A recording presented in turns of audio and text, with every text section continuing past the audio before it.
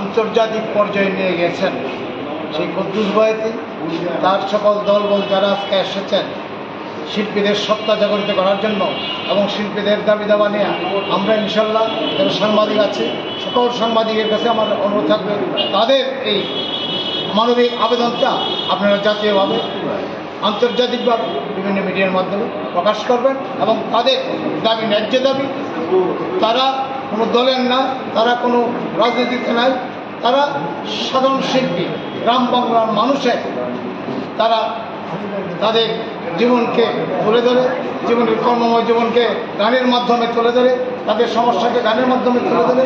এই শিল্পীরা সকলে সমস্ত জাতির তারা শিল্পী, তাদের জন্য আমরা সাংবাদিকরা আমাদের সাংবাদিক সমিতি রাষ্ট্রের সদস্য সচিব মহোদয় বলছেন আপনাদের কথা জাতীয় পত্রিকাতে যাবে, আপনাদের দাবি দেওয়ার কথা জাতীয় পত্রিকাতে যাবে, সরকারের দৃষ্টি আকর্ষণ করবে এবং আমরা চেষ্টা করব আপনাদের এই দাবি দেওয়াগুলো যাতে সরকার মেনে নেয় তার ব্যবস্থা করার জন্য যা যা করানো আমরা করব।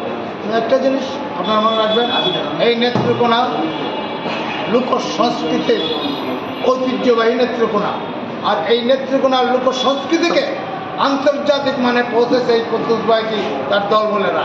এতে তাদের প্রতি আমাদেরও কিন্তু একটা গভীর সহানুভূতি আছে। তাদের সাহায্যে আমরা এগিয়ে আসবো, এটা আমরা আপনাদেরকে কথা দিতে পারি।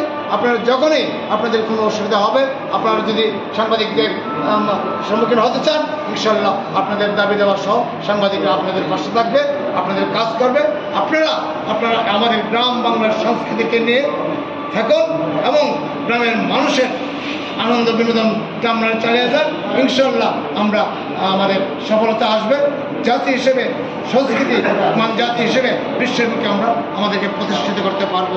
ইতিমধ্যেই আমরা আমাদের সংস্কৃতিকে বিশ্বের দরবারে পৌঁছে দিয়েছি এবং বিশেষ করে আমাদের এই যে কেন্দ্র মনসুর ভাই আছে, কেন্দ্র যে আমাদের লোক সংস্কৃতির যে একটা সমস্ত কিছু ধারণ করেছে,